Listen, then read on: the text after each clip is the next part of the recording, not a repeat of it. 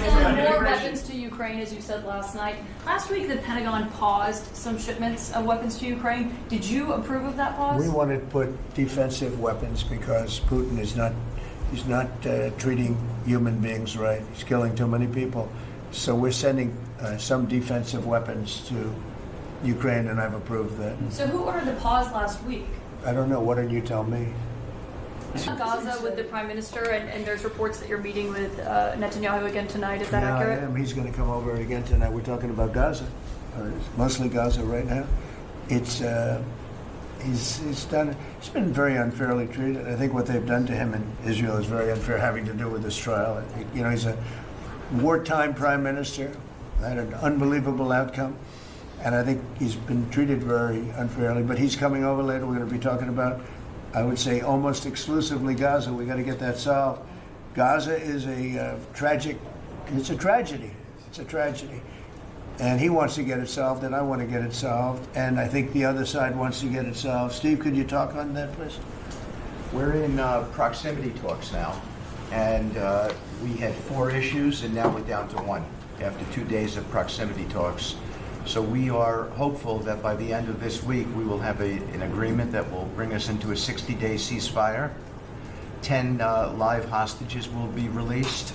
9 deceased will be released. We're meeting at the president's direction with all the hostage families to let them know.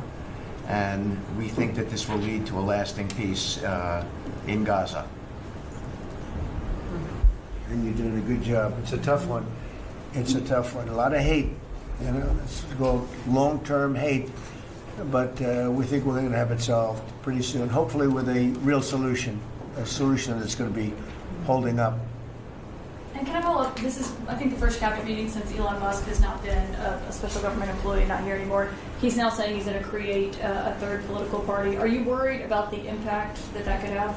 No, I think it'll help us. It'll probably help. Third parties have always been good for me. I don't know about Republicans, but for me.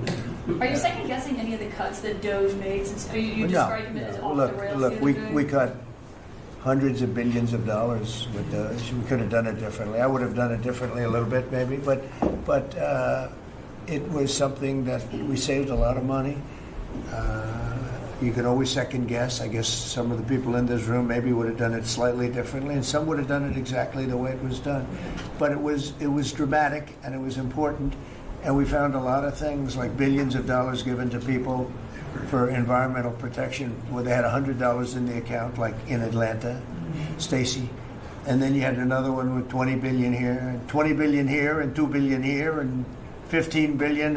And Lee, you might want to mention just a couple of those things that we really got because of DOJ.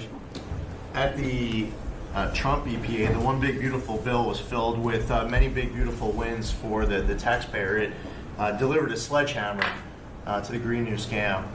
Billions of dollars rescinded. So it's a big deal for the American taxpayer who sees money go through pass-throughs that are filled with self-dealing and conflicts of interest. They see unqualified recipients. They see reduced agency oversight, and they want accountability with their tax dollars, and they got it. So in the example of the Stacey Abrams connected NGO, they received $100 in 2023. They got $2 billion in 2024. They had to complete training on how to develop a budget that was put into their grant agreement. They, out of nowhere, started paying a CEO $800,000, a COO $450,000, 22 people making over 150 grand. Out of nowhere, this is tax dollars. So money go through pass-throughs, through other pass-throughs, through other pass-throughs, and we lose oversight over it.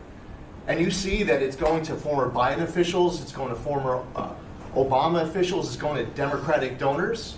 And we're not here saying we want to take money from a left-wing NGO and give it to a right-wing NGO. We want to give it back to the taxpayer.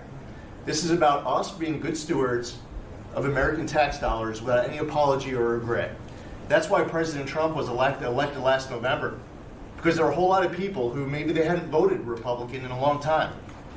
Maybe they didn't even vote for President Trump the first time around in 2016, but they're regretting that vote from 2016 and they were making it right in 2024. So the One Big Beautiful Bill gave us the tools to rescind billions of dollars more. We're seeing hundreds of thousands of dollars that'll get wasted per electric vehicle. As an example of this money that was going through it.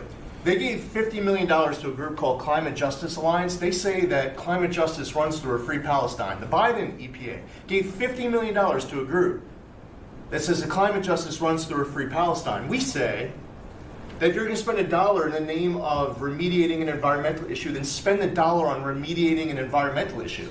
We say that we can protect the environment and grow the economy.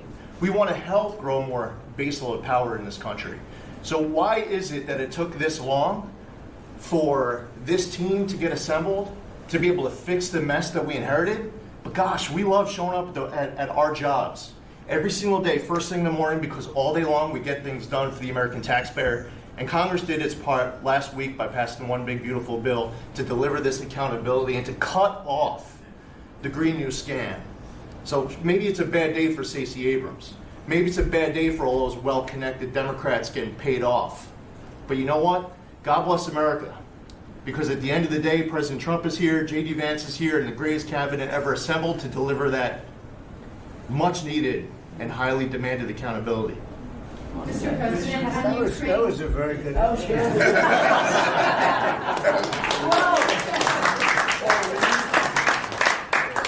And that's from the heart. That's from the heart.